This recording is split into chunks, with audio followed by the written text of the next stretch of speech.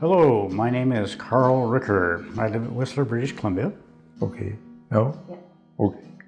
Werner Himmelsbach, born in 1931 in Baden-Baden, Germany. I have to reveal that information. Well, my age is 2 to the 6th power plus 2 to the 3rd power plus 2 squared. My name is Mila Ricker. I was born in North Vancouver. I'm 18 years old with 15 years experience, and I am a professional snowboarder. My dad is Carl Ricker. Well, he's a retired rock doctor, as he likes to call himself.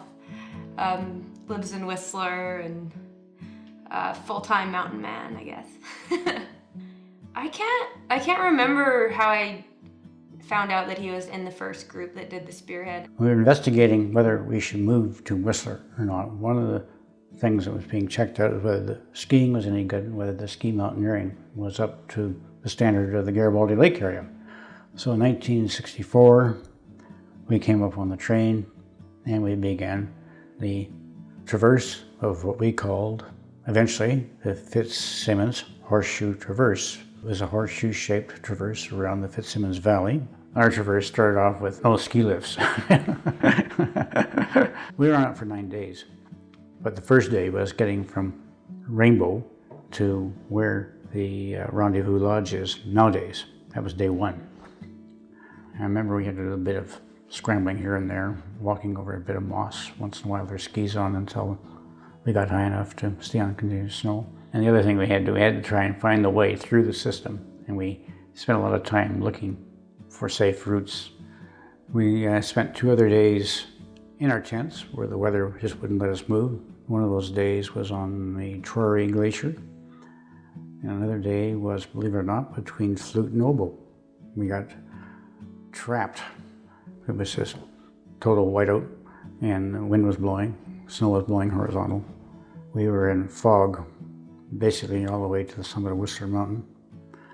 And then once we got down to the microwave station level, we again started seeing some trees.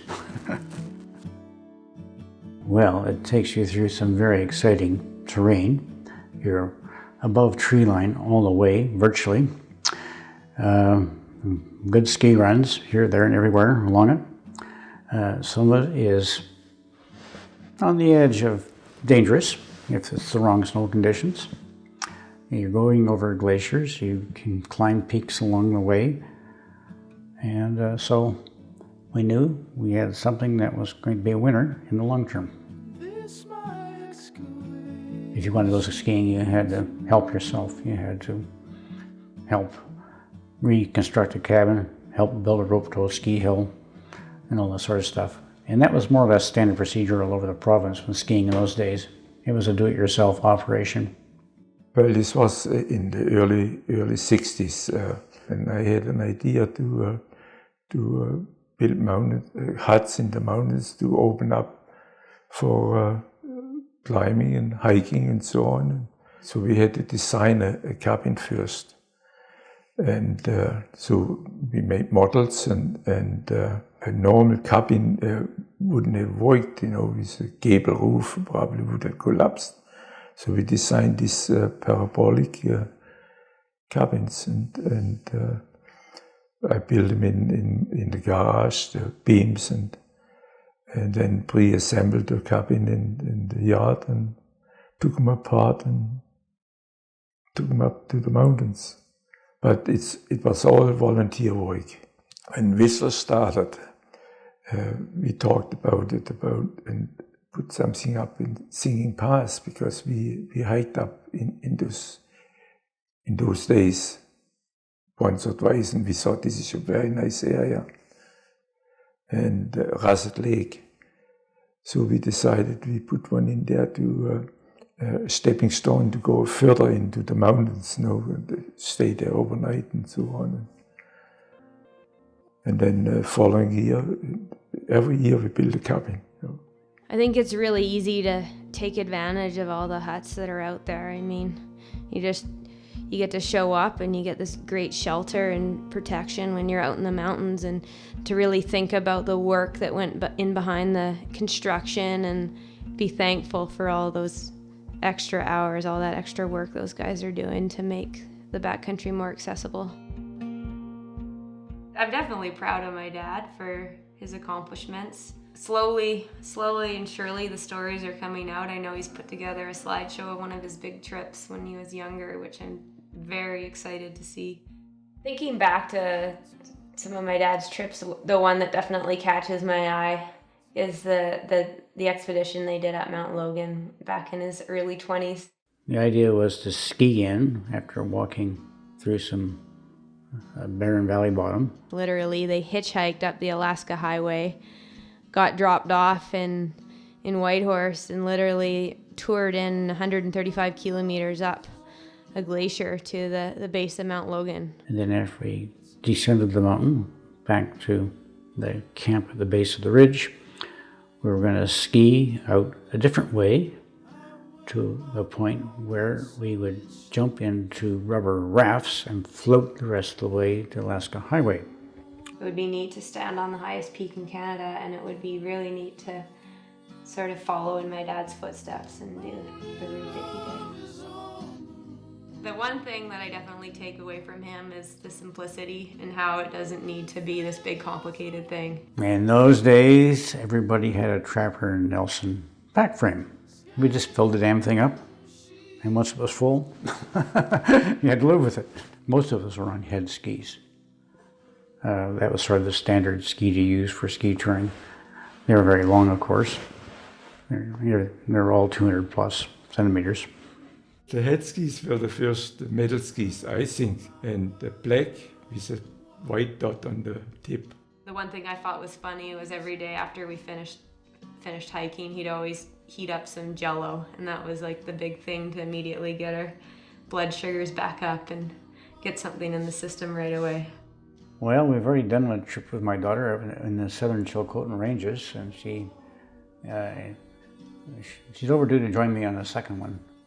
The passion from my dad sort of really rekindled my spirit for the passion of the mountains. The same thing he had. I think I found my niche in that same environment, and I was able to see more eye to eye to what he loved to do, and I think we were able to reconnect on a different level because of that. I love the mountains. I love being in the mountains. When you get over the rise, over the top, and these soft meadows or moss and so on. Neck deep in that beautiful powder and those crazy looking trees and no one around. Well, because they are there. Especially the Coast Range. I mean, this is beautiful. The Coast Range, it's an adventure. You stop and you can actually hear the snow falling onto the ground. You can hear it hitting. It's that quiet. The bigger the peak is and the more exposure it has to the public, the more you're going to try and climb the damn thing. We put together the first all-Canadian team to climb Mount McKinley in 1961. They chose to climb Mount McKinley because in those days it was a big world-renowned mountain to climb, and there had been too many ascents at that stage of the game. There weren't really climbing boots, as you know them now, the double boots or plastic boots. Two of the boys and myself, we got really cold feet. And one of the boys, when he stood up outside, he just fell down. They could have easily said, it's too cold up here, let's turn and go back down, but you don't do that when you got this big plum in front of you. During the ascent, we were completely in clouds and heavy winds, and as soon as we came to the peak, it was blue sky. This one, my partner Rafe, his feet were frozen the day before too much, so the doctor was afraid gangrene is setting in. He knew we didn't have any money, so he amputated 2 of the toes without anesthetic. When we were all retired, we decided, well, we make one more climb. We go up to the Telus. We went up to the new Spearhead Hut, stayed up there We climbed the south face of Serratus. And then afterwards, Rafe, he said, this will be my last climb. I can just look at the mountain and enjoy it now. And sure enough, it was his last climb, because he died a few months later. So,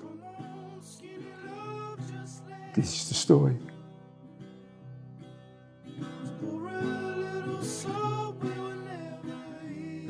So there are lots of mountains I'd like to climb, but I know that's not going to happen. You run out of steam and there's too many mountains.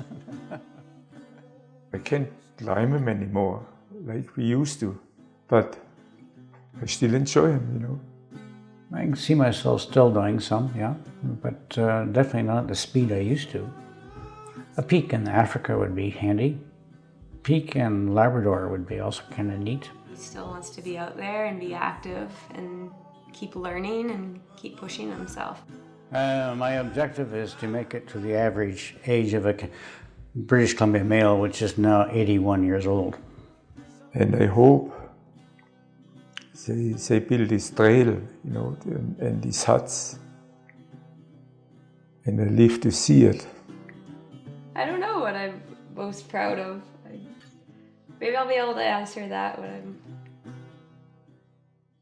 I'm 81.